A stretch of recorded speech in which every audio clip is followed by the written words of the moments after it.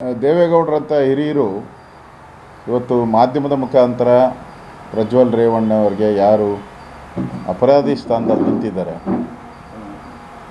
ಅವರಿಗೆ ದೇವೇಗೌಡರು ವಿನಂತಿ ಮಾಡಿದ್ದಾರೆ, ಆಗ್ರಹನೂ ಮಾಡಿದ್ದಾರೆ. ಅದರಿಂದ ನಾವು ಕೂಡ ಈ ಪೆನ್ ಡ್ರೈವ್ ಪ್ರಕರಣದಲ್ಲಿ ಇಬ್ಬರು ಆರೋಪಿಗಳು, ಒಬ್ಬರು ಪ್ರಜ್ವಲ್ ರೇವಣ್ಣ, ಇನ್ನೊಬ್ಬರು ಪೆನ್ ಡ್ರೈವ್ನ ಹಂಚಿದವರು. ಇವರಿಬ್ಬರು ಪ್ರಮುಖ ಆಪಾದಿಗಳು. ಇಬ್ಬರಿಗೂ ಸಮಾನವಾದಂಥ ಸೆಕ್ಷನ್ಸು ಅಪ್ಲೈ ಆಗ್ತದೆ ಕಾನೂನು ಪ್ರಕಾರ. ಅದರಿಂದ ಇವರಿಬ್ಬರೂ ಎಲ್ಲಿದ್ದರೂ ಹುಡುಕಿ ಹಿಡಿಬೇಕಾಗಿದ್ದದ್ದು ಪೊಲೀಸರ ಕರ್ತವ್ಯ. ಈಗ ಪ್ರಜ್ವಲ್ ರೇವಣ್ಣನ ಓಡೋಗಿ ಬಿಟ್ಬಿಟ್ಟು ಮೋದಿಗೆ ಟೀಕೆ ಮಾಡುವಂಥದ್ದಕ್ಕೆ ಅಸ್ತ್ರವನ್ನು ಮಾಡ್ಕೊಂಡಿದ್ದಾರೆ. ಅವರು ಇಲ್ಲೇ ಚುನಾವಣಾ ಪ್ರಚಾರದಲ್ಲಿದ್ದರೂ ಕೂಡ ಅವ್ರನ್ನ ನೀವು ಮುಟ್ಟಕ್ಕಾಗಿಲ್ಲ. ಈ ಪೆನ್ ಡ್ರೈವ್ನ ಹಂಚಿದಂತೂ ಇಲ್ಲೇ ಓಡಾಡ್ತಾ ಇದ್ದಾನೆ, ಬೆಂಗಳೂರಲ್ಲೇ ಓಡಾಡ್ತಾ ಇದ್ದಾನೆ, ಕರ್ನಾಟಕದಲ್ಲೇ ಓಡಾಡ್ತಾ ಇದ್ದಾನೆ. ಬೇಲ್ ಅಪ್ಲಿಕೇಶನ್ ಎಲ್ಲ ಹಾಕಿದ್ದಾರೆ ಅವ್ರ ಲಾಯರು. ಇಷ್ಟಾದರೂ ಕೂಡ ಅವನ ಬಗ್ಗೆ ಏನು ಒಬ್ಬ ಮುಖ್ಯಮಂತ್ರಿ ಆಗಲಿ ಒಬ್ಬ ಮಂತ್ರಿ ಚಕಾರನೇ ಎತ್ತಾ ಇಲ್ಲ ಅವನ ಬಗ್ಗೆ.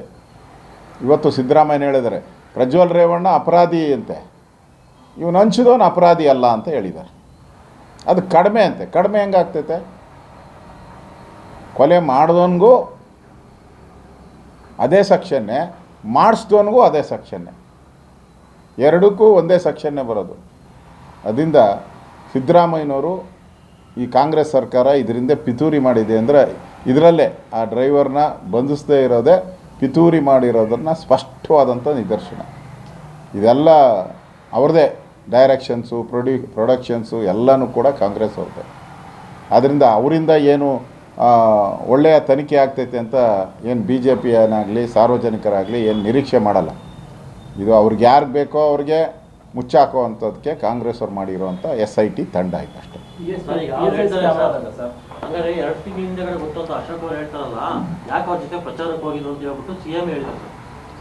ಗೊತ್ತಿದ್ದು ನಿಮಗೆ, ನಿಮ್ಮ ಇಂಟೆಲಿಜೆನ್ಸ್ಗೆ, ನಿಮ್ಮ ಪೊಲೀಸವ್ರಿಗೆ ಗೊತ್ತಾಗಬೇಕಾಯಿತು, ನಮಗಲ್ಲ.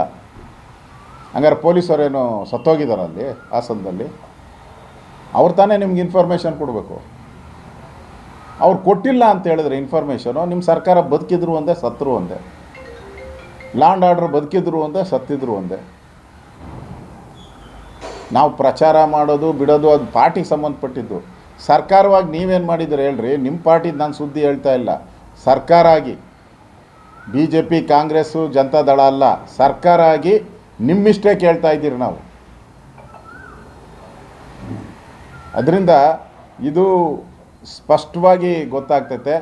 ನೀವು ಓಡೋಗೋಕ್ಕೆ ಬಿಟ್ಟು ಫ್ಲೈಟ್ ಹತ್ತದ ಮೇಲೆ ಮೋದಿನ ಟೀಕೆ ಮಾಡೋ ಅಂಥದ್ದು ಇಮಿಡಿಯೇಟ್ ಶುರು ಮಾಡಿದ್ರಲ್ಲ, ಮೆಚ್ಚಬೇಕು. ನಿಮ್ಮ ಈ ಕಳ್ಳ ಚಾಣಕ್ಯತನಕ್ಕೆ ಮೆಚ್ಚಬೇಕು ನಿಮಗೆ. DK ಶಿವಕುಮಾರ್ ಯಾಕೆ ವಿಚಾರಣೆ ಮಾಡ್ತಿಲ್ಲ ಅಂತ ಕುಮಾರಸ್ವಾಮಿ ಅವರು ಪ್ರಸ್ತಾಪ ಮಾಡಿದ್ದಾರೆ ಸರ್. ಅದಕ್ಕೆ ಕುಮಾರಸ್ವಾಮಿ ಅವರು CM ಹೇಳಿದ್ದಾರೆ, ಕೆಲವೊಂದು ಕಡೆ ಈ ಒಂದು ಪ್ರಕರಣನ ದಿಕ್ತಪ್ಪಿಸೋದಕ್ಕೆ ಕುಮಾರಸ್ವಾಮಿ ಬೇರೆ ಶಿವಕುಮಾರ್ ಮೇಲೆ ಆಪಾದನೆಯನ್ನು ಮಾಡ್ತಿದ್ದಾರೆ. ಈಗ ಅವರು ಕಾಂಗ್ರೆಸ್ ಅವರು ನಾವು ಮಾಡೇ ಇಲ್ಲ ಅಂತ ಸತ್ಯ ಹರಿಶ್ಚಂದ್ರ ಆದರೆ ಯಾಕೆ ಅವ್ರು ಡ್ರೈವರ್ ಬಂಧಿಸಿಲ್ಲ? ಯಾಕೆ ಹಂಚಿದವ್ರನ್ನೆಲ್ಲ ಬಂಧಿಸಿಲ್ಲ? ಅಂದರೆ ಮುಚ್ಚಾಕ್ತಾ ಇದ್ದಾರಲ್ಲ. ಈಗ ಯಾಕೆ ದೇವರಾಜೇಗೌಡ ಫೋನನ್ನು ತಗೊಂಡು ಮಾತಾಡಿ ಕ್ಲಿಯರಾಗಿ ಹೇಳಿದಾರಲ್ಲ, ಅದರಲ್ಲಿ ದೇವೇಗೌಡರ ವಂಶವನ್ನು ಮುಗಿಸ್ಬೇಕು, ನಾವು ಪ್ಲ್ಯಾನ್ ಮಾಡಿಬಿಟ್ಟಿದ್ದೀರಿ, ಸರ್ವನಾಶ ಮಾಡಾಕ್ತೀರಿ ಅಂತ ಎಲ್ಲ ಹೇಳಿದಾರಲ್ಲ. ಅದ್ರ ಬಗ್ಗೆ ಯಾವ್ದಾದ್ರು ತನಿಖೆ ಆಗಬೇಕಲ್ಲ ಸರ್ಕಾರದ ಮೇಲೆ.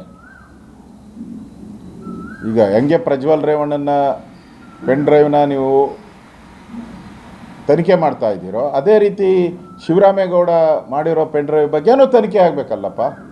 ಒಂದಕ್ಕೊಂದು ಕನೆಕ್ಷನ್ ಇದೆಯಲ್ಲ ಎರಡು. ಇವೆಲ್ಲ ಯಾಕೆ ಮಾಡ್ತಾ ಇಲ್ಲ ಅಂದರೆ ನೀವೇ ಪ್ರಾಯೋಜಿತ ಮಾಡಿರುವಂಥದ್ದು. ನೀವೇನಾನ ಮಾಡೋಕ್ಕೆ ಹೋದರೆ ಅವರೆಲ್ಲ ನಿಮ್ಮ ವಿರುದ್ಧ ತಿರುಗಿ ಬೀಳ್ತಾರೆ. ಈಗ ಡ್ರೈವರ್ನ ಅರೆಸ್ಟ್ ಮಾಡಿದ್ರೆ ಡ್ರೈವರ್ ನಿಮ್ಮ ವಿರುದ್ಧ ತಿರುಗಿ ಮಾಡ್ತಾನೆ. ಶಿವರಾಮೇಗೌಡರ ಮೇಲೆ ಕ್ರಮ ತೆಗೆದುಕೊಂಡ್ರೆ ಅವ್ರು ನಿಮ್ಮ ಮೇಲೆ, ಕಾಂಗ್ರೆಸ್ ಮೇಲೆ ತಿರುಗಿ ಬೀಳ್ತಾರೆ. ಅದಕ್ಕೆ ಅವ್ರನ್ನ ಯಾರು ಮುಟ್ತಾ ಇಲ್ಲ. ಇದೊಂದು ಒಂದು ರೀತಿ ಕುತಂತ್ರ. ಕುಮಾರಸ್ವಾಮಿ ಏನು ಹೇಳ್ತಾ ಇದ್ದಾರೆ, ಪ್ರಜ್ವಲ್ ರೇವಣ್ಣ ಕೂಡಲೇ ಬಂದು ಸರೆಂಡರ್ ಆಗಬೇಕು, ಕಾನೂನು ಅಡಿಯಲ್ಲಿ ಅವ್ರಿಗೇನು ಶಿಕ್ಷೆ ಆಗಬೇಕು ಅಂತ ಹೇಳ್ತಾ ಇದ್ದಾರೆ. ಅದೇ ರೀತಿ ಉಳಿದಂಥವರು ಕೂಡ ಅಪರಾಧಿಗಳು ಯಾರಿದ್ದಾರೋ ಅವರೆಲ್ಲರಿಗೂ ಆಗಬೇಕಲ್ಲ. ಒನ್ ಸೈಡೆಡ್ ತನಿಖೆ ಆಗಬಾರ್ದು. ಇದು SIT ಮಾಡ್ತಾ ಇರೋದು ಒನ್ ಸೈಡ್ ತನಿಖೆ. ಕಾಂಗ್ರೆಸ್ಸಿನ ಪ್ರಚೋದನೆಯಿಂದ ಮಾಡ್ತಾ ಇರುವಂಥ ತನಿಖೆ. ಅದರಿಂದ ಜನಗಳಿಗೆ ಇದ್ರ ಬಗ್ಗೆ ಸಹಮತ ಇಲ್ಲ. ಇದು ಪ್ರಾರಂಭದಲ್ಲಿ ಏನು ಸರ್ಕಾರ ಪೊಲೀಸರು ಮಾಡ್ತಾಯಿದ್ರು, ಈಗ ಸಾರ್ವಜನಿಕರು ಮಾತಾಡೋಕ್ಕೆ ಶುರು ಮಾಡಿದ್ದಾರೆ. ಇದೆಲ್ಲ ಮೋಸ ಮಾಡ್ತಾ ಇರೋದು ಅಂತ ಅರಿವಾಗಿದೆ ಜನಕ್ಕೆ.